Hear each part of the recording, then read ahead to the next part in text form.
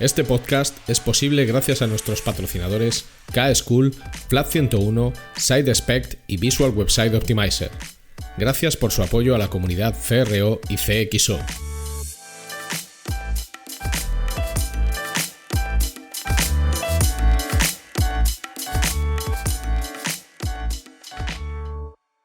Mi nombre es Ricardo Tallar y estás escuchando CRO Café en Español, el podcast de referencia en CRO y CXO, donde hablamos con profesionales digitales de todos los rincones del planeta sobre nuestro trabajo, con el objetivo de compartir, entretener y aprender.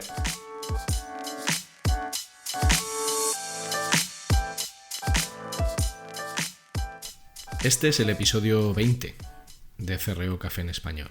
20 ya, que se dice pronto.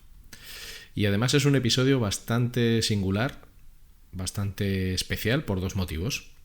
El primero es que es la primera vez que tenemos más de un invitado simultáneamente en el podcast. En este caso tenemos dos invitados, Rubén Bastón, director de Marketing for E-Commerce, y Antonio Fagundo, CEO de masaltos.com. Marketing for E-Commerce es una publicación digital que trata todo el mundo de los negocios digitales y el e-commerce, y masaltos.com es un e-commerce donde se vende un producto muy singular, que son unas alzas que hacen que una persona pueda medir hasta 7 centímetros más de una manera bastante natural. ¿La razón de tener dos invitados? Es porque ellos dos, junto con Valentín Hernández, han escrito un libro que se titula E-Commerce, cómo montar una tienda online y que venda, y vamos a hablar no tanto de ese libro como de los contenidos que hay en él. Y sobre todo vamos a hablar también de cuál es el estado real del e-commerce, de la conversión, de los negocios digitales españoles dentro del mundo más pyme, más pequeña y mediana empresa, más lo que es la empresa española de verdad, lo que no es una gran multinacional que tiene enormes recursos digitales, sino cómo arrancan la mayoría de estas empresas y cómo trabajan su conversión. El segundo motivo de la singularidad del episodio es que se grabó en directo en el eShow de Barcelona del mes de julio y por eso vais a oír bastante ruidito de fondo. Lo grabamos en el stand de Visual Website Optimizer con Guido Jansen, que es el fundador de CRO Café, la versión inglesa y holandesa, y fue una charla muy chula, pero que se hizo en directo y hay ruido de fondo y es un episodio distinto.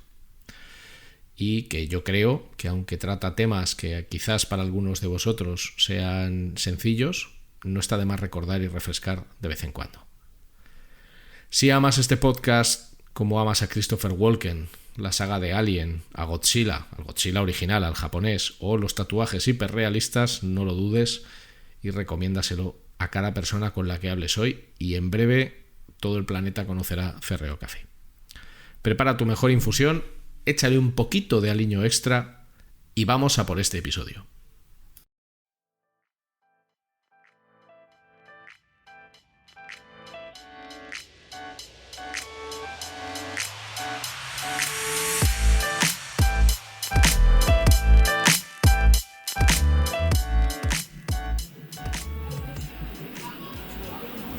Bienvenidos a CRO Café. Estamos con Rubén Bastón y con Antonio Fagundo. Bienvenido Rubén, bienvenido Antonio. Muy buenas. Buenas tardes. Es la primera vez, por lo menos en CRO Café en Español, es la primera vez que en lugar de un invitado tenemos a dos invitados simultáneamente. O sea que este es como un episodio que marca un antes y un después en la historia del podcast. Y no será el único motivo por el que marcará historia. Eso está en vuestras manos. Eso está en vuestras manos. Habrá que verlo.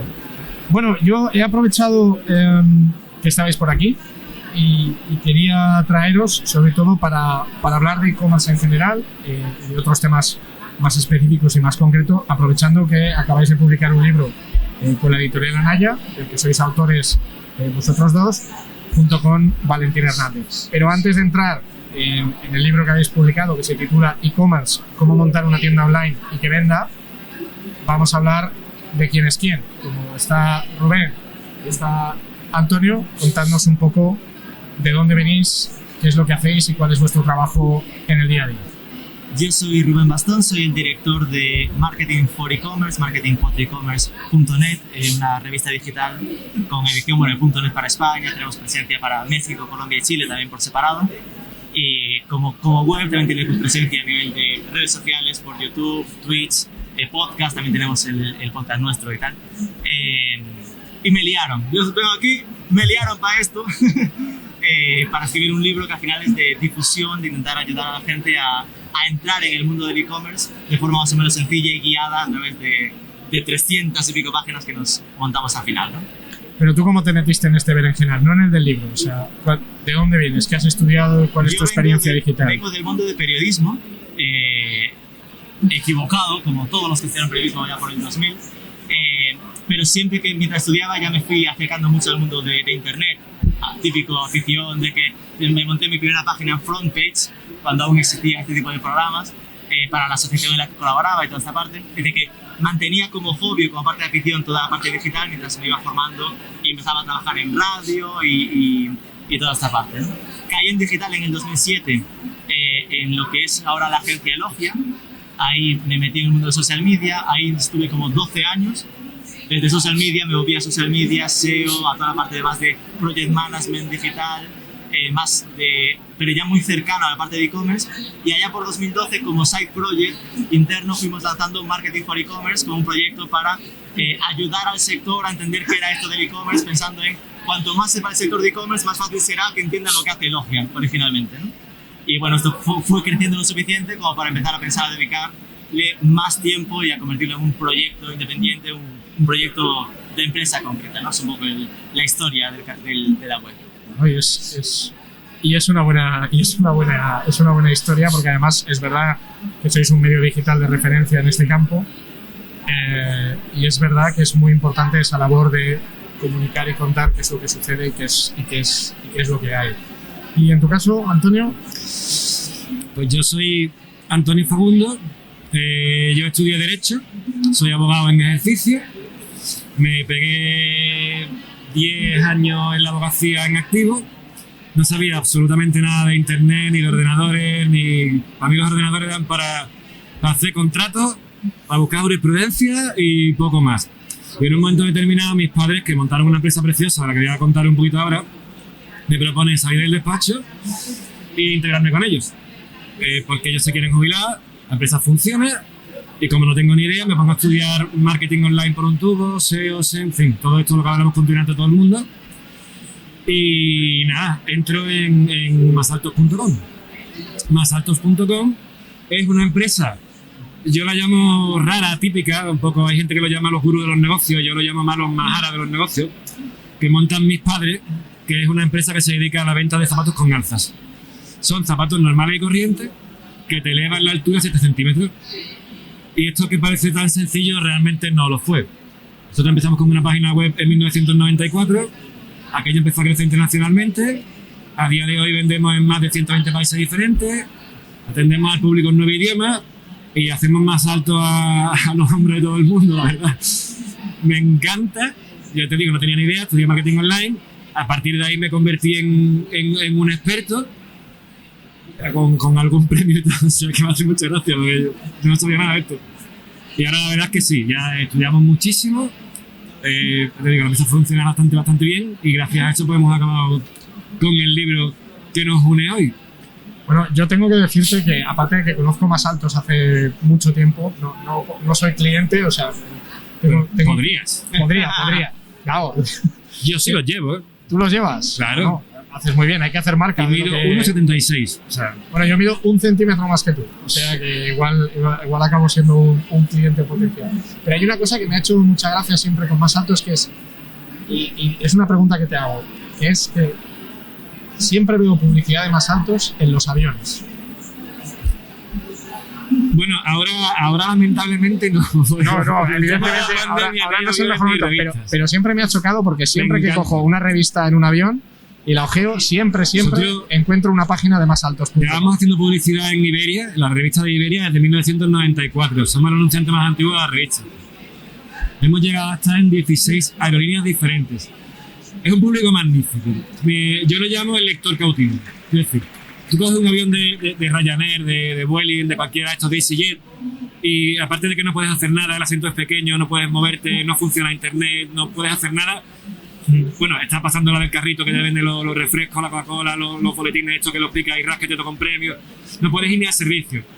¿Qué es lo que te queda al final, durante esas 2 horas de vuelo, hora y media de vuelo? Coger la revista del avión. Y aunque esté en alemán, tú le das 20 vueltas a la revista del avión. Y en una de esas 20 vueltas, mi anuncio te da. Seguro, sí, sí. Entonces la gente al principio es como que le da un poco de corte, como que no lo quiere mirar. Entonces hay gente que se lleva la revista del avión, gente que arranca la página, gente que le hace una foto al anuncio.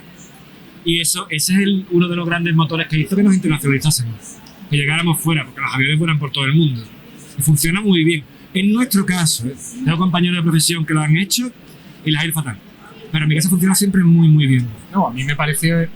Me empezó a llamar la atención cuando sistemáticamente, cuando volaba, siempre encontraba un anuncio de más altos. Y yo siempre que veo cosas de estas, siempre digo, si esta gente lo hace y veo un anuncio de más altos en todos los vuelos que cojo, es que la decisión no es fruto de la casualidad. Pero me parece un muy buen ejemplo de elección de target, ¿no? Que quizás es la clave de la mayoría de la publicidad. O sea, tú puedes matar gorriones a cañonazos o puedes ir a un público muy específico.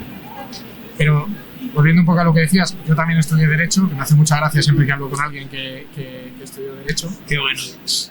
Y creo que al final, si Más Altos tiene una web desde 1994, pues seguramente tú acabes sabiendo mucho más de e-commerce que mucha gente que se postula sobre sus conocimientos de e-commerce. Igual que yo llevo en activo en digital desde el año 98, Rubén antes ha dicho 12 años. Al final, nos guste o no, todos los que trabajamos en digital no dejamos de ser un gremio y es prueba-error, prueba-error, prueba-error. ¿Cómo surge la idea de que al final vosotros dos, que entiendo que sois perfiles totalmente distintos, a Valentín no le conozco, pero entiendo que sois más perfiles... aún. Bueno, eso está bien, ¿no? Muy complementarios. Eso está bien. ¿Cómo surge la idea de escribir lo que yo describiría, si no me corregís, como un manual general y accesible de todo lo que hay que saber para montar un e-commerce? ¿Estáis de acuerdo con esa definición? No lo hubiera descrito mejor. Bueno, pues un manual general... un manual para que la tía Paqui, cuando se lo lea, lo entienda y sea capaz de montar ya su página web. Si la tía Paqui no lo entiende, esto no vale para nada. Bueno, este es un podcast de CRO que al final es optimización del ratio de conversión, que al final es hacer que las cosas vendan bien. Y, por ejemplo, yo siempre digo, para que algo venda bien, la base sobre la que construyes tiene que ser sólida. Lo que podríamos decir es que esta es la base sobre la que construir un e-commerce. Sin duda. ¿Cómo surge la idea? Esto nació fruto del confinamiento de marzo del año pasado. Cuando empezó el confinamiento, en Marketing for E-Commerce empezamos a hacer una serie de webinars en las que intentábamos atacar a un mercado que estaba en shock, que estaban como todo el mundo viendo qué debo hacer en este momento. Hice un webinar en aquel momento que era intentando atacar a los sectores que interpretábamos más jodidos de todos, que era turismo, por eso pensamos en Costa Cruceros, que era Valentín, moda, que era masaltos.com, y deporte, que era Champa de Santa Fixi. Los lié a los tres, hablamos de un webinar que funcionó muy bien y que se notaba un poco esa necesidad que había candente en aquel momento de mucha gente perdida en el sector. Era un webinar puntual, pero estos tres locos nos montamos un chat de WhatsApp y empezamos a comentar, oye, que esto funcionó muy bien, es algo muy necesario, y salió la idea de montar un webinar más estable en el que ayudásemos a la gente que ahora mismo estaba perdida en aquel momento a resolverle sus dudas en estos momentos. Con lo cual empezamos a quedar semanalmente a una especie de consultorio en el que recibíamos durante la semana dudas de la gente y después quedábamos un martes, miércoles a las 6:30 de la tarde durante una hora y media respondiendo esas dudas que habían planteado, que habíamos analizado o las que aparecían en el directo, si íbamos a la gente al directo con nosotros, ¿no? Ahí estuvimos 3 meses semanalmente y cuando eso empezó a ya no ser tan necesario, ¿no? Cuando ya empezó a aparecer esa nueva normalidad, decidimos pararlo, ¿no? Antes de que ya la cosa no tuviese sentido y seguía apareciendo esa necesidad de, vale, ¿cómo podemos seguir ayudando aunque ya no sea de esta manera? O sea, pero cuando él dice necesidad se refiere a igual que surge la idea de hacer este programa, es que después del webinar y después de acabar el programa, la gente no seguía haciendo consultas. Y venga. Y eran consultas muy básicas normalmente. Bueno, algunas no tan básicas, ¿eh? Quiero decir, pero lo más habitual no era el soy un experto en e-commerce y tengo una duda concreta de conectar un CRM con un logístico. Era el tengo un bar y ahora lo tengo cerrado, ¿cómo paso? Tengo una tienda en una esquina de León y ese tipo de historias. Entonces apareció ¿por qué no convertimos esto en una guía más estable para este tipo de personas que ahora mismo están un poco perdidas? Y ahí fue donde apareció este proyecto. Bueno, previamente Valentín sugirió que montásemos una consultora. Y le digo, tío, conmigo no cuentes ya, yo no tengo tiempo para la consultora. Ni la otra. Y empezamos a hablar y surgió, bueno, con todo lo que tenemos ya escrito, desarrollado, las consultas y demás, porque obviamente, o sea, que ellos nos lo inventábamos sobre la marcha. Nosotros quedábamos y en un Excel montábamos las preguntas y las respuestas de la gente para no llegar a improvisar. Estaba todo muy trabajado. Entonces digo, oye, ¿por qué no cogemos todo este material, viendo lo que la gente quiere saber, le damos forma y escribimos desde, o sea, qué es Internet, cómo se compra o cómo se elige un nombre de dominio, cómo puedes buscar una marca o crear la marca, cómo puedes montarlo encima de un CMS como un PrestaShop, más en todo lo que fuera, y cómo empiezas a meterle módulos diferentes de pasarelas de pago, de envío de email, y ahora un poco vamos a hacerlo poco a poco, y el libro obviamente empieza cada vez a complicarse más según le vas metiendo herramientas, ¿no? Y fue, oye, tenemos un montón de información aquí guardada, vamos a darle forma y vamos a sacar el libro. Habrá mucha gente que le gustará, porque además durante el programa, o sea, fue maravilloso porque había gente, como dice Rubén, que no tenía ni idea, oye, que me han chapado el bar y no sé qué hacer, pero luego había gente de grandes multinacionales, gente de ONG súper reconocida, algún tipo de otro competidor, verá que había gente que también tenía nivel. O sea, que hay gente que te pregunta cuántas publicaciones tengo que hacer en Facebook al día, y hay gente que te dice, oye, ¿cómo puedo integrar Facebook con Analytics para poder meterle el pixel? ¿Sabes? Que el nivel era muy diferente. Pero bueno, así surgió y así le dimos forma. Nos metimos... La verdad es que Rubén tenía un guión bastante elaborado. Nos repartimos un poco los capítulos. Empezamos a escribir antes de hablar con ninguna editorial. Le pegamos un tirón gordísimo porque en menos de 6 meses más o menos estaba ya hecho el primer borrador. Luego lo que pasa es que como los tres somos muy mijitas, y entonces nos reíamos, nos leíamos uno a otro y nos dábamos caña de, tío, vas aquí, explícalo más fácil, cambia esta forma de hablar. Una cosa es sencillo, otra cosa es pone cojonudo, me explico, cambia un poco las palabras, este tipo de cosas. Y sobre todo Rubén era más... De hecho, eso es lo que hace que el libro sea muy, muy entendible. Y en 6-7 meses está el libro ya hecho, se nos cruzó Anaya por el camino y el tiempo de imprimirlo, ¿no? Bueno, al final yo creo que cubre una necesidad real, sobre todo en estos momentos, que es precisamente establecer esa base sólida. Es verdad, vamos, yo lo vivo en mi trabajo todos los días. O sea, yo siempre digo lo mismo. La optimización parte de que el 80% de las cosas no suelen estar bien trabajadas en la base, en cosas aparentemente sencillas, que luego no son tan sencillas. O sea, al final, por ejemplo, un error muy común, y ahora si queréis hablamos de esto más en profundidad, la falta de criterio para escoger el CMS adecuado. Es uno de los errores más comunes en el mundo del e-commerce. Yo no sé nada, no soy una persona que entienda, a mí me han hablado de Shopify, que no se me ofenda a nadie de Shopify, me han dicho que esto es tal, es fantástico, es maravilloso, pues cojo Shopify. Y 6 meses después me doy cuenta de que muchas de las cosas que yo quería hacer, no se puede, pues no las puedo hacer con Shopify. Esto, que supongo que lo habréis vivido de manera diferente, acaba generando una bola, ¿no? Acaba generando un problema que se enquista y se complica, porque como tú ya has arrancado un negocio en una plataforma, pues ya tengo que seguir tirando con esa plataforma. Luego los típicos problemas mega clásico es ¿dónde está mi público objetivo? O sea, igual que tú has contado la historia tan clara y meridiana de la publicidad en las aerolíneas, ¿dónde está mi público objetivo? Hay quien te viene, es que hay que estar en Facebook. ¿Por qué? Porque todo el mundo está en Facebook, o todo el mundo está en Instagram, o todo el mundo está en TikTok. Bueno, vale, la pregunta del millón siempre, pero ¿a quién tú le quieres vender está en esa plataforma? Pues sí, pues no.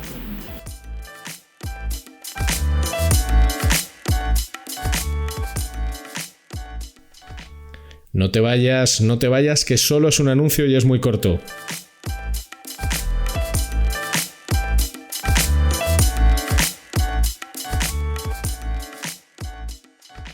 Si necesitas ayuda profesional para mejorar la conversión de tu negocio digital, tu mejor opción es contar con Flat 101. En Flat 101 somos especialistas en el diseño, desarrollo y optimización de servicios y productos digitales y podemos darte soporte en todas las áreas técnicas que intervienen en la conversión. Más de 15 años de experiencia profesional en más de 500 proyectos de conversión para multinacionales y startups a tu servicio, con el mejor equipo de profesionales CRO que vas a encontrar. El resultado nos importa, y el cómo conseguirlo también. En FLA 101 estamos listos para ayudarte.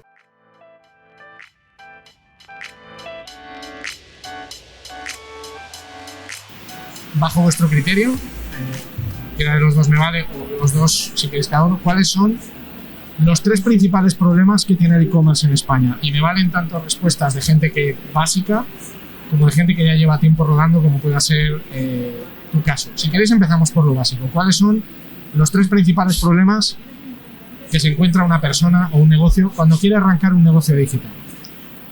Empiezo yo con uno, o dos ir alternando.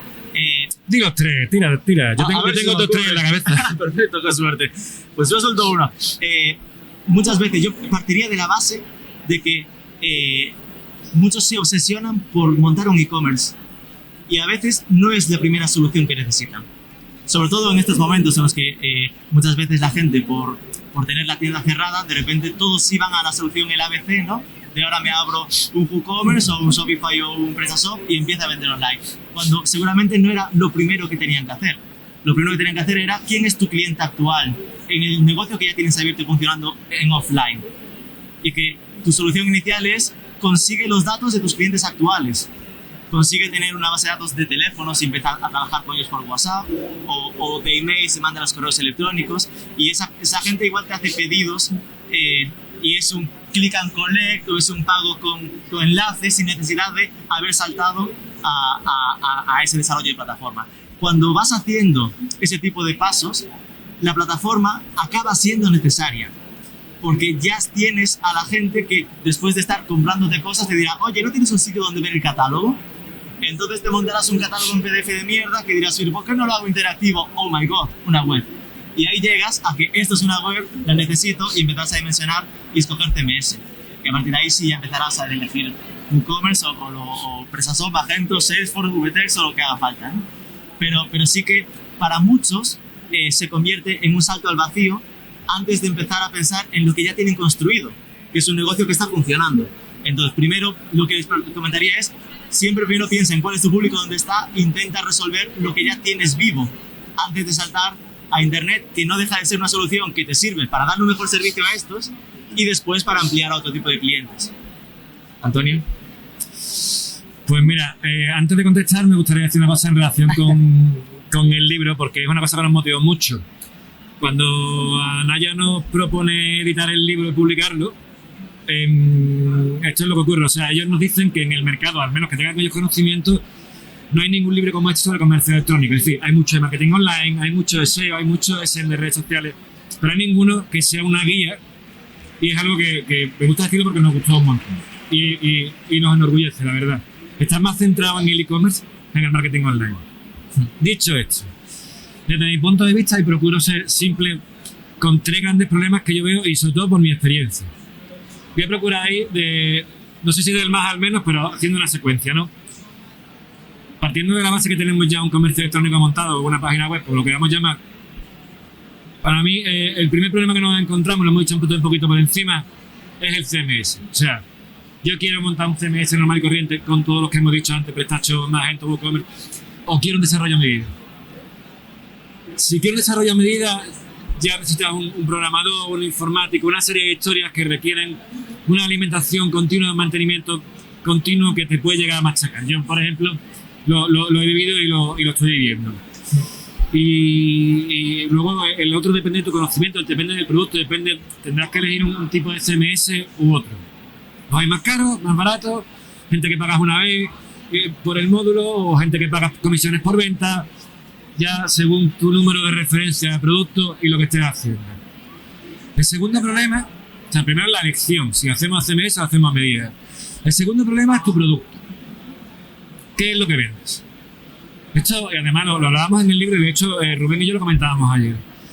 Si tú vas a vender una marca que todo el mundo vende, y le ponía el ejemplo de pantalones Levi's, no es tu marca ni es tu producto. Quiero decir, hay no sé, miles y miles de vendedores más de pantalones Levi's en todo internet, en todas las tiendas. Entras en una guerra de precio brutal, tienes unos márgenes pequeños. No es tan fácil, ¿no? Luego, si vas teniendo un producto que puede ser un poco más de nicho, de micro nicho, la cosa es diferente. Porque ahí es verdad que tienes que posicionarte muy bien, pero es verdad que vas a tener un público muy recurrente. Yo, por ejemplo, llevo una camisa de Costal. De Costal es una marca de ropa de costaleros de Sevilla, o sea, de gente de Semana Santa. ¿Quién la compra? Los costaleros de la Semana Santa, me explico, no lo compra más nadie. Ellos no esperan vender en el Corte Inglés ni nada de esto. Pero tienen su nicho identificado. ¿Por qué digo esto? Porque muchas veces, muchas personas creen que un caso de éxito en Internet son personas o empresas que facturan 20 millones de euros. Pero como yo digo, si eres tú solo y facturas 40, 50 o 100 mil euros al año, me parece que es un caso de éxito. Entonces, este tipo de producto que tú tienes que ir identificando es fundamental. 1, tu CMS a medida. 2, qué es lo que vas a vender. Y ahora el tercero, y este para mí es crucial, porque yo entiendo que el servicio es igual de importante o más que el producto. Quiero decir, este problema, la logística. No solamente la logística con el tema de los envíos. O sea, a mí, nosotros por ejemplo, masaltos.com entregamos en 24 horas, ¿vale? Amazon, leche, copiamos lo que hace Amazon, le entregan 24 horas. Yo no comprendo cómo puedo comprar un electrodoméstico en una gran página web de electrodomésticos de España y tardan 2 semanas en entregármelo. Yo eso no lo entiendo. Pero no solo la logística, digamos, externa, sino la interna. Es decir, tú tienes capacidad con tu propia infraestructura de dar ese servicio.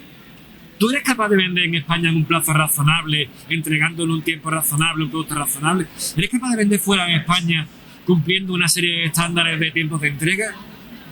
Entonces es algo que muchas veces decimos, no, es que la culpa es del de seguro, del DMRV, del DHL, pero realmente a lo mejor el fallo que tienes tú en casa porque tu propia logística o tu estructura no dan más de sí. Entonces, si te fijas, no está tanto dentro del e-commerce, aunque es una parte, pero es como una secuencia. ¿Dónde pongo los productos? ¿Qué es lo que voy a vender? ¿Y cómo los voy a vender? Yo creo que para mí es lo fundamental. Bueno, al final yo no creo... te puedo decir, no, métodos de pago, todo el día de peleas con el banco, porque me pega un picotazo por un lado, otro por otro. Sí, pero... El de MRV que me pierde el paquete, o sea... Pero es lo que hablábamos antes, o sea, tú estás mencionando cosas que cuando las cuentas pueden parecer básicas, pero que requieren un nivel de trabajo y de detalle importante. Yo, por ejemplo, estoy totalmente de acuerdo con lo que has dicho de los productos de gran consumo. O sea, en e-commerce básicamente hay 2 grandes maneras de competir. Una es, yo voy a vender un commodity, un producto que yo puedo comprar en cualquier superficie de gran consumo, y ahí vas a morir al modelo de precio. Claro. Al modelo de precio o a un diferencial de valor que tú seas capaz de añadirle a tu propuesta, que puede ser un servicio complementario, que suele ser la trampa en la que todo el mundo cae. Yo no soy el más barato, pero doy el mejor servicio. Y aquí yo siempre hago la misma pregunta. ¿Pero tu servicio realmente es percibido como algo valioso por el cliente? Porque que tú pongas un chat para atenderle 24 horas o que le envíes una piruleta con el envío en la logística, pues a lo mejor a ti te parece que tiene mucho valor, pero al cliente, pues no. Y luego está el competir en un nicho. Yo siempre digo que para mí el mejor proyecto de e-commerce, para mí, es el de la compañía, me da igual el tamaño, que controla la creación y la distribución del producto. Me da igual lo que vendes. Ese es mi caso. Es tu caso. Creo que es el mejor modelo objetivamente. Evidentemente el otro modelo es súper válido, lo que pasa es que tienes que ir a volumen. ¿Y qué es lo que no le cuenta a mucha gente a alguien que necesita volumen? Si tú vendes vino, o vendes los Levi's que decías tú, o vendes Lego, tienes que ir a volumen, porque tu margen va a ser muy pequeño. ¿Qué hace falta para tener mucho volumen? Mucho tráfico. ¿Qué hace falta para tener mucho tráfico? Mucha pasta. ¿Tienes mucha pasta? No. Pues igual tu mejor opción de e-commerce sería no montar este e-commerce. Que yo creo que esto también es algo que se dice poco, ¿eh? O sea, nosotros hemos hecho proyectos en los que nuestra recomendación final ha sido decirle a alguien, oye, si este es tu modelo de negocio, no montes un e-commerce. Que esto es un poco lo que comentaba yo al principio, ¿no? Lo de plantearse si realmente el paso inicial es montar la web. Mis otros 2 pain points, ¿no? Que comentábamos de esos 3, uno era el partir de la base de crecer a partir del cliente actual, ¿no? Como decisión inicial. El segundo sería, desde que lo tengas montado el e-commerce, asume que no pienses que ya lo he montado, porque a veces pasa, ¿no? Ya está, la web está lista. Y la web es un hijo al que tienes que alimentar a diario. Y que además no es lo mismo haber montado la web en 2004 o en 2010 que montarla en 2021, cuando estás compitiendo ya con proyectos con muchísimos millones de inversión detrás a nivel de tecnología, con lo cual debes entender que a tu proyecto de e-commerce lanzado ahora vas a necesitar vitaminarlo mucho más y de forma constante. Estar pensando en temas de Conversion Rate Optimization, de WPO, en temas de meterle ese chat, meterle cosas de personalización, de automatización, que se van tratando en algunos capítulos, ¿no? Ya más avanzados en el libro, de ya entender que no puedes quedarte en lo básico de he montado un e-commerce. Eso es como el empezar a nivel e-commerce. Y el tercero sería el que el e-commerce no vende solo, mal que nos pese. Es decir, que lo de nacer y empezar con tu cliente actual es precisamente porque ese cliente ya te está comprando, ahí lo tienes fácil. Pero cuando montas una web y un e-commerce, eres una arena en el desierto. Y que o lo empujas o inviertes en marketing, o la gente no va a pasarse por tu web nunca en la vida, porque no va a conocerte. Entonces, que asumas que montar un e-commerce, y eso lo decimos muy pronto en el libro, es obligatorio pensar en que vayas a destinar un presupuesto para marketing, para publicidad, para mover esa web y conseguir que el tráfico llegue. Sea pensando en trabajarse el SEO, sin duda, en trabajarse redes sociales, por supuesto, pero también publicidad en Google, en Facebook o según esos sitios en los que identifiques que está tu público, como si es los aviones. Pero fíjate, esto que dices es muy importante porque yo lo sufro y es un error muy común. La gente invierte la mayoría de su presupuesto en crear el e-commerce. Horror. Y luego llega el momento de captar clientes Ya se lo he y gastado. no tiene presupuesto. Ya. Entonces, ¿cuál es el presupuesto? Una taza de Mr. Wonderful y un becario. Es decir, mucha ilusión y un recurso muy barato. Y al final, yo siempre digo que el e-commerce primero es commerce. O sea, no hace falta ponerle la E de electrónico. Entonces, cualquier tienda, cualquier negocio de cualquier tipo, por supuesto invierte en montar sus estanterías, en montar su estructura, pero es que también tiene que preocuparse de que venga gente. Y a mí, que me gusta hablar claro y mojarme en temas de pasta, yo siempre digo, mira, si tú vas a montar un negocio, en mi experiencia, si tú vas a montar un negocio y quieres que funcione bien, lo que destinas al desarrollo de tu e-commerce no debería ser más del 50% de tu presupuesto total. Y el otro 50% lo necesitas para captar tráfico y hacer esa famosa validación del modelo de negocio. Fíjate que... Pero fíjate, durante un periodo de tiempo consistente. O sea, tú no puedes montar un e-commerce y probar a ver si funciona en un mes o en 2 meses. Porque los ciclos de decisión de las personas a veces son largos. Yo no sé cuál será el de más altos, pero me figuro que, como todo en la atribución, tú no lees un anuncio de más altos y automáticamente te metes en la web y te lo compras. Puede que sí, en algún caso, pero puede que no.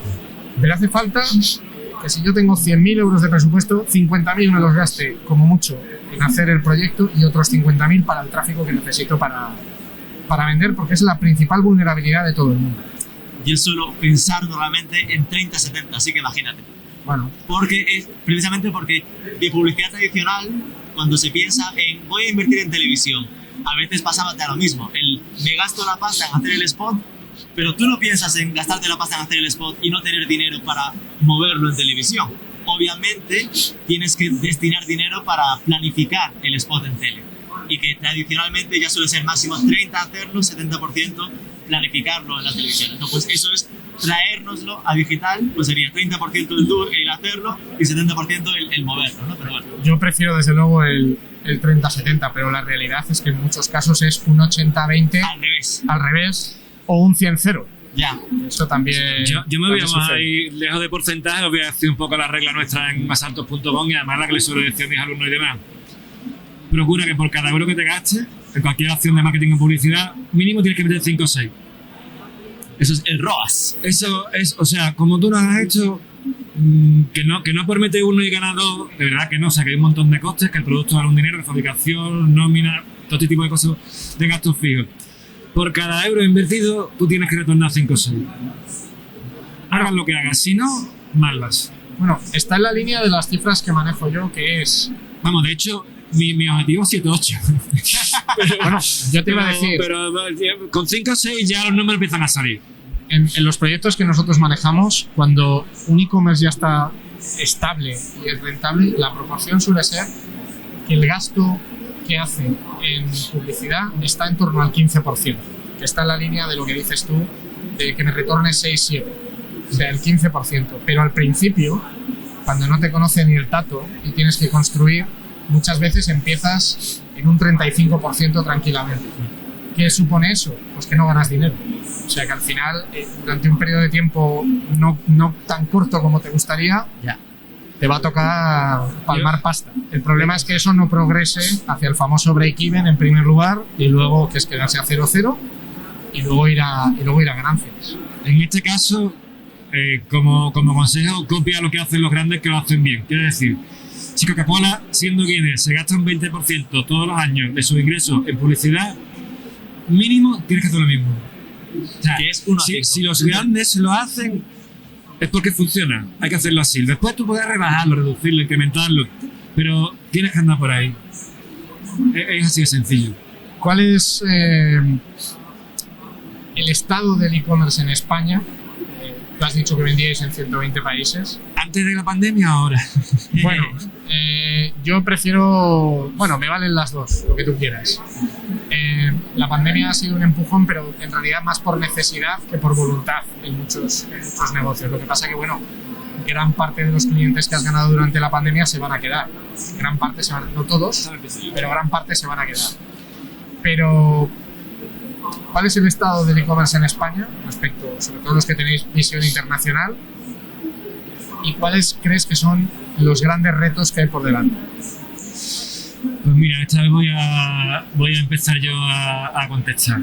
El estado ahora mismo, partiendo de la base de que con la pandemia del confinamiento, aunque salían todos los medios de comunicación, que el e-commerce había duplicado, incrementado, multiplicado por tal, eso está feo que lo diga, pero aquí hay dos cosas que nos han enseñado desde chicos. Uno es que montas una página web y ya venden en Australia, mañana vende 2 millones de euros. Yo digo yo que es mentira porque vender en internet es súper difícil.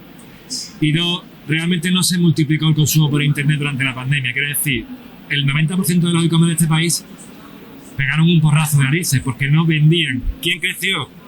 Los grandes marketplaces, alimentación animal, ocio, cosas de casa, ¿vale? Esa es la realidad. ¿Qué ha pasado? Que muchos nos hemos estabilizado. Por suerte, los que vendemos fuera hemos tenido más margen que los que venden dentro, que han perdido mucho. ¿Qué ha pasado? La pandemia ha tenido... Lo único bueno que tiene la pandemia ha tenido es que a muchos les ha puesto las pilas, porque de la noche a la mañana habían cerrado su negocio y la única forma que tenían de comunicación con el mundo exterior o de vender algo era internet o las redes sociales. Y la otra cosa buena que veo es que también por primera vez en la historia de internet ha habido un número de clientes nuevos que jamás habían comprado por internet que por fin le han perdido el miedo porque no tenían otra opción. Y ahí es donde está el negocio. En esos clientes nuevos que te han comprado, en retenerlos, en afianzarlos, ganar su confianza y que reiteren, que vuelvan a comprar. Esa es la idea. Pero no es fácil. ¿Qué ha pasado desde el 9 de mayo hasta ahora? Parece que ha cambiado un poco todo. Hay como más alegría. Ya la gente se casa, hay fiestas, hay ceremonias. En nuestro caso, por ejemplo, los números están subiendo muchísimo en comparación con hace un año. Y yo creo que en general, con todo el mundo, la gente tiene menos miedo a gastar el dinero, a salir, a alquilar una casa de vacaciones, incluso como que pagan más. Reto. No creer, yo diría, no pensar que esto es una burbuja y de verdad hacerlo en condiciones. Dentro del marketing online somos muy dados a hacer burbujas de redes sociales, de empresas que son humo en definitiva. Pero para mí el reto sería afianzar un poco esto. Quiero decir, todos estos clientes nuevos que han ido saliendo con tu producto, afianzarlo, convertirlo.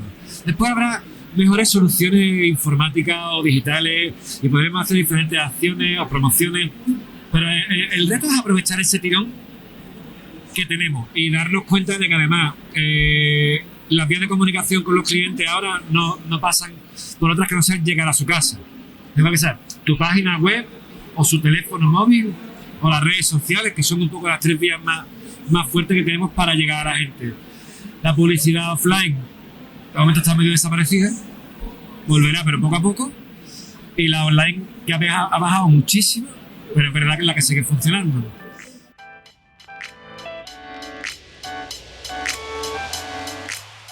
Ahora es el momento de una pequeña promo.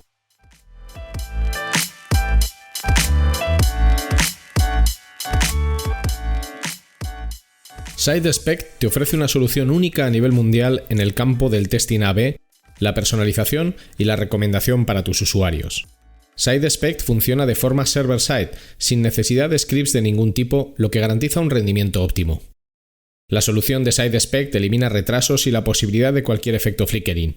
Y esta aproximación también garantiza que la actual y las futuras reglas de seguridad de cualquier navegador como ITP y ETP no impactarán en tus experimentos. Para más información, visita sidespect.com.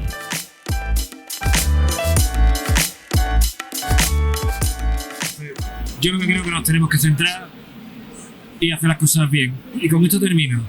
Creo que tendemos a agruparnos.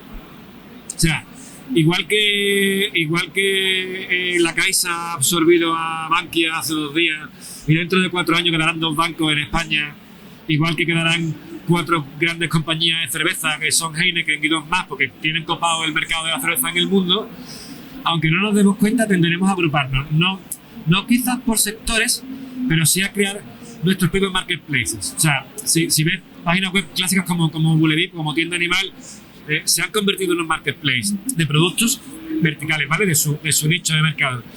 Pero yo creo que es muy posible que en el futuro hagamos un marketplace, pero en plazo de mercado.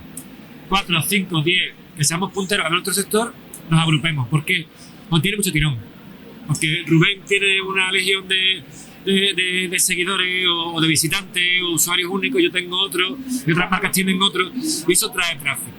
Y yo cada vez pienso más que, aunque cada uno tenga su negocio propio, su e-commerce propio, acabaremos cerrados 10 o 12 metidos en la misma página web, en nuestra web, no estoy seguro.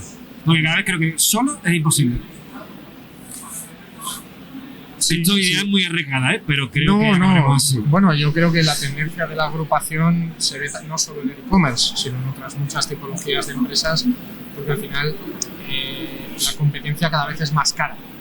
Entonces, buscas alianzas que te permitan ser más eficientes en los costes, o cada vez te va a costar más subir un usuario. A mí hay una cosa que has dicho que me parece muy interesante, es que yo cuando doy clase digo, los medios nos han vendido que el e-commerce va como un tiro durante la pandemia, digo, y no es verdad, pero no porque lo diga yo. Hay una fuente de datos oficial que depende del Ministerio de Industria, que es la CNMC, la Comisión Nacional de los Mercados y la Competencia, que publica un informe trimestral sobre el estado que del va tarde, e-commerce. pero se publica. Sí, pero va tarde porque hay que consolidar los datos y los datos vienen de las transacciones que están registradas en el Banco de España, o sea, son transacciones económicas. Tú lo ves ahora que ya están los 2 primeros trimestres en pandemia y es la primera vez en toda la historia del e-commerce en España que los datos no son de crecimiento. Es decir, eso de que el e-commerce ha vendido más no es cierto. O sea, en términos económicos no es cierto. Es verdad lo que has dicho tú, que ha habido unos pocos players que han vendido muchísimo más, pero también por pura necesidad. O sea, por estos micrófonos pues pasó Rocío Sanz de Supermercados Día y hablaba de esto, claro. O Sora Sanz de Bullebip y hablábamos de esto. Y al final lo que hay que entender también pues que desgraciadamente la realidad no es tan simplona como te la quieren contar. Cuéntale tú, no a una empresa de turismo, cuéntale tú a cualquier empresa de cualquier actividad de ocio mínimamente relacionada con el turismo que el e-commerce va de puta madre, a ver lo que te dice.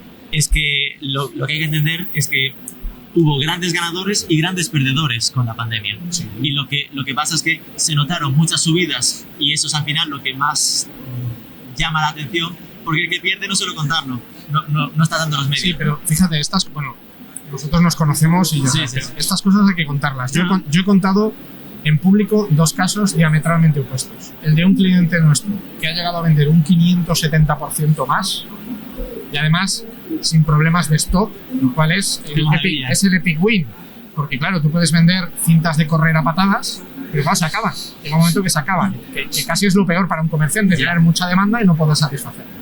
Pero es que también he contado el caso de un cliente, que además me dejó, de un cliente nuestro que ha perdido el 97% de su facturación.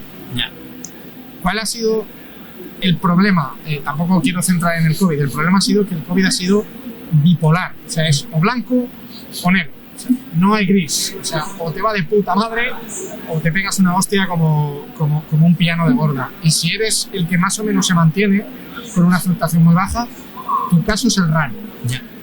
Pero el lado positivo de esto, que es cierto obviamente, es que yo lo que percibo es que las subidas no bajarán tanto y las bajadas, en cambio, cuando esto pase, van a volver a subir claramente, porque al final, ¿quiénes son los tumbados? Turismo y ocio, sobre todo, fundamentalmente.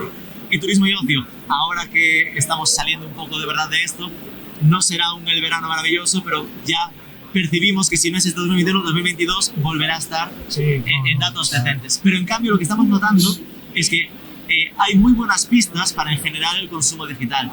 Y es que no solo que la gente, porque yo era de los que pensaba originalmente que la gente había saltado de e-commerce obligada y volvería donde estaba, ¿no? Que este subidón caería un poco. Los datos que sacó hace poco IAB, ¿no? Con el último estudio de e-commerce de hace unos días, refrendaban que en este año había aumentado bastante el volumen de compradores online respecto a junio del año pasado.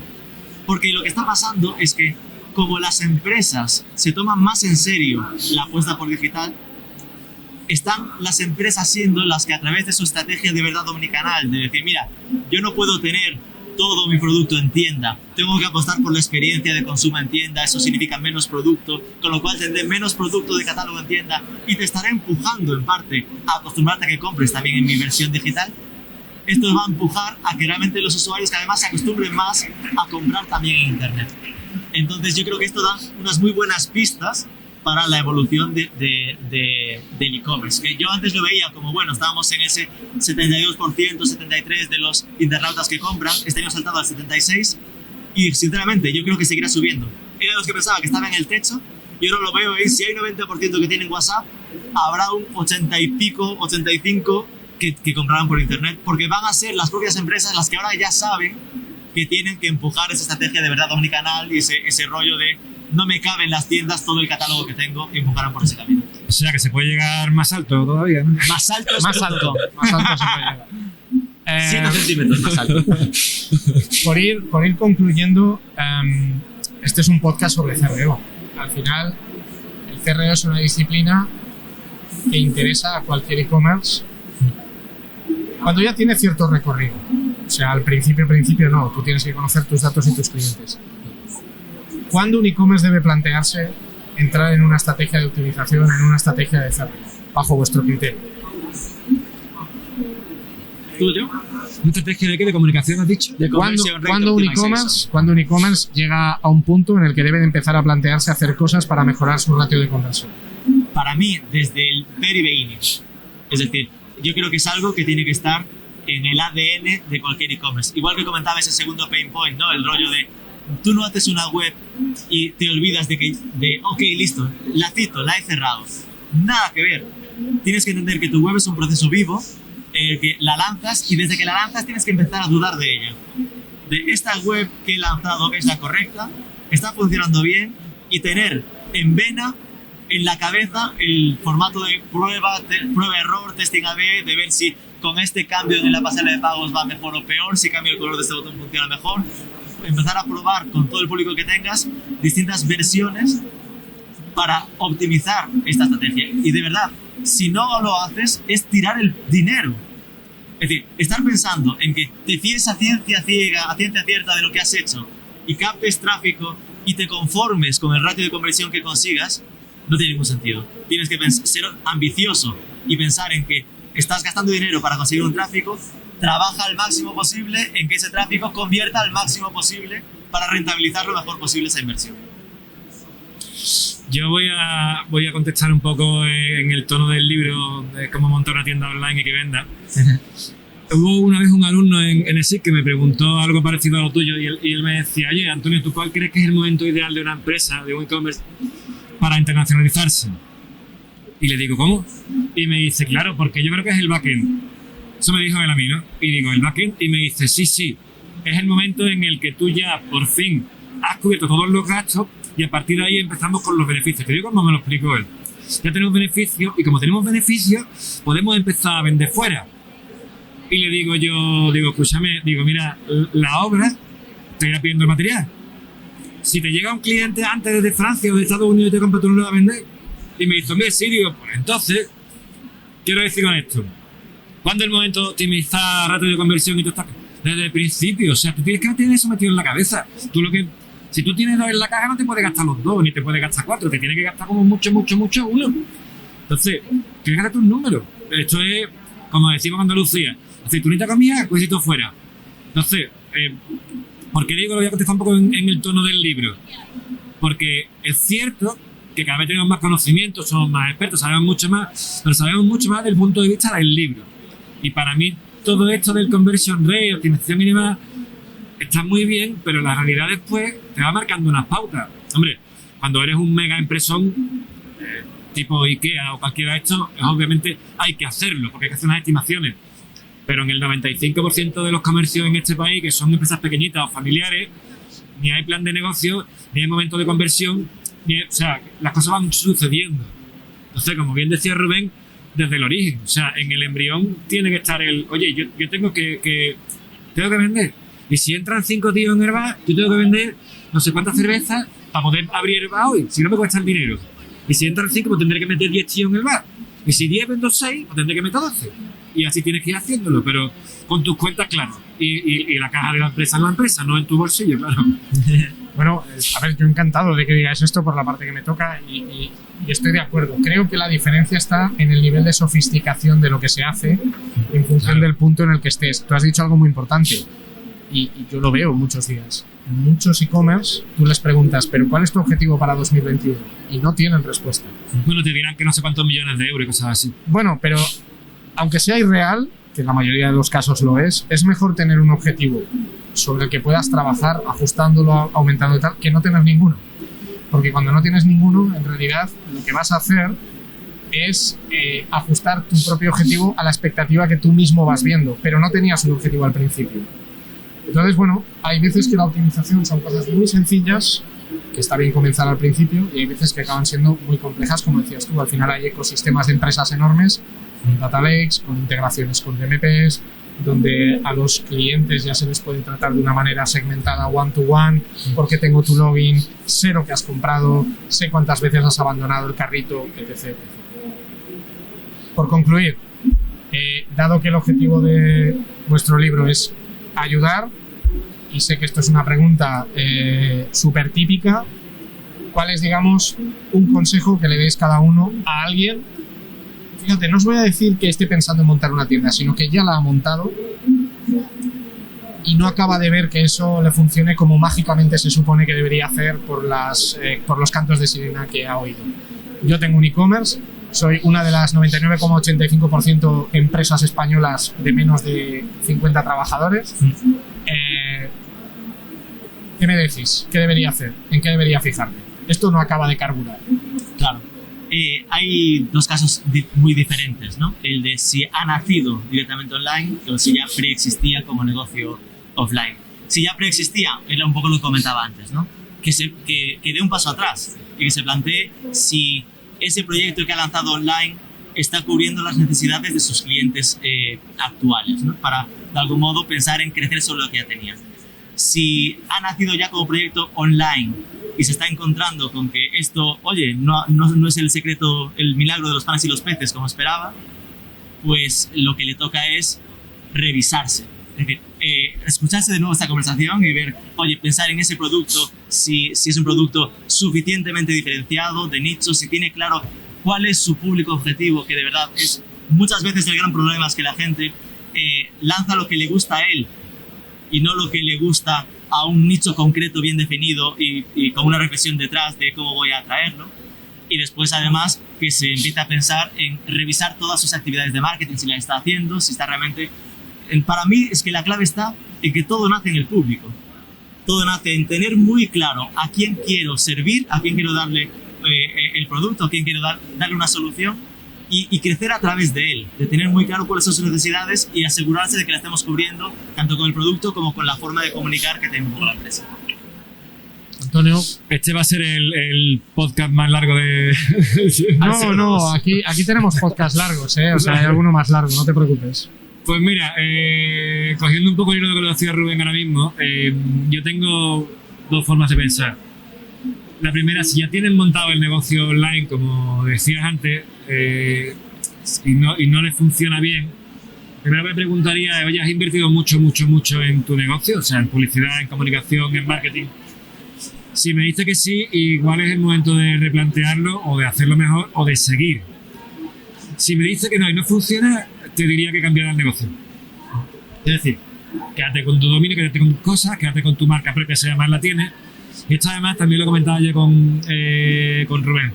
Y procura centrarte más en un nicho pequeñito, ¿vale? como dice Emilia Márquez, procura que tu producto tenga 3 o 4 objetivos. Quiere decir, si vendes zapatos, posicionarte va a ser muy difícil. Si vendes zapatos de hombre, va a seguir siendo complicado. Si vendes zapatos de hombre artesanales, ya vamos cerrando un poco más. Si vendes zapatos de hombre artesanales para veganos, ya empezamos a cerrar cada vez más el nicho. Entonces, cuanto más apellidos le pongas, más fácil vas a tener llegar a ese nicho. Cierto que es un nicho pequeño, con poco público, y tendrás que estudiar cómo llegas. Pero es verdad que será siempre mucho más fácil retroceder y entrar por ahí que continuar. Por eso decía que si te has gastado mucha pasta, igual te merece la pena replantearte. Si no te la has gastado, salte de ese negocio. Además, estamos en un momento muy bonito para emprender, para vender un producto propio, de fabricación propia, con marca propia. Y eso da muchas posibilidades, tanto en tu web, en posicionamiento, en todos los marketplaces tipo Amazon, porque no tienes competencia. ¿Sabes cuál es el problema de esos modelos de negocio, bajo mi punto de vista? No es que sea un problema, es algo que en general las personas no llevan bien, la paciencia necesaria para que las cosas sucedan en el momento adecuado. Es decir, cuando tú creas un negocio, por mucha velocidad que le quieras meter, todas las cosas necesitan su determinado tiempo. O sea, la fruta no madura más rápido, claro, porque yo quiera que madure más rápido. Esto, también por el mensaje sobre el e-commerce que se transmite en muchos medios, es algo que se distorsiona mucho. Es rápido, es fácil, no es rápido y no es fácil. Y cuantas más veces lo digamos, mejor. Y es difícil. Masaltos.com ahora mismo, 28 años después de su creación, vende 15.000 pares de zapatos al año. El primer año, en 1993, vendimos 70. O sea, eso no da ni para un sueldo. Y al año siguiente, pues venderíamos 100 y pico, pero no. O sea, el crecimiento este exponencial, tipo gafas de hawkers, eso ocurre una vez, ¿vale? Pues yo cuando le preguntaba a uno, oye, dime 4 o 5 empresas que tengan un crecimiento ese, dime 3 empresas que vendan en Facebook. Y todo el mundo hawker, digo, venga, dime otra más. Y ya como, ¿qué? O sea, como tú bien dices, Ricardo, paciencia, horas, formación, estudio y constancia, tío. Y constancia, coño, que es tu trabajo, que te guste. Que es la misma fórmula de cualquier empresa que ha funcionado bien toda la vida. Claro. Y que se quiten de encima ese de el e-commerce es fácil. Porque yo recuerdo que un título muy parecido a este, ¿no? Un vídeo que tengo en nuestro canal de YouTube de hace 5 años, que aún me dan hostias por él, los comentarios en YouTube, como está bien posicionado, era vender online, crear una tienda online es fácil, vender te llevará al extremo, una serie de ese estilo. Y ahí lo que contaba era que la gente se creía, ¿no? Que vender era fácil, y lo que es relativamente fácil es porque es muy fácil llegar a un CMS y tener un e-commerce operativo, montable, es decir, que la gente puede llegar y comprar. Eso es muy fácil. Pero vender online es muy complicado. Eso es importante que lo entendamos, y la guía lo que intenta es ayudar a guiarte sobre los basics mínimos sin los cuales olvídate de vender. Pero aún así, aún con esto, hay que entender que después tienes que conseguir que esto encaje, ¿no? Que encaje en todos los puntos con ese público, con ese producto y con Tú fíjate, si vender es complicado, que yo creo que uno de los ejemplos más grandes de este país a nivel mundial es Zara. O sea, Zara empezó en internet hace ¿cuántos? ¿Pues 5 años? ¿4? A vender, no tiene página web. Eche que Primark tiene página web y no vende. ¿Por qué? Porque no es solo el hecho de decir, venga, monta la tienda online y ponga a vender. No, es que detrás hay una estructura y una logística que a lo mejor Primark no la tiene bien montada, porque lo que tiene es todo distribuido en diferentes almacenes y no hay un punto de recogida. Y Zara seguro que le ocurre lo mismo. Y hablamos de gigantes. No te hablo de uno pequeñito como nosotros, ¿no? Que es la realidad, ¿no? O alguien que tiene un taller de coche. Es que esa es la verdad. Así es. Bueno, muchísimas gracias por vuestro tiempo, Rubén, Antonio. Un saludo para Valentín y para Champa también.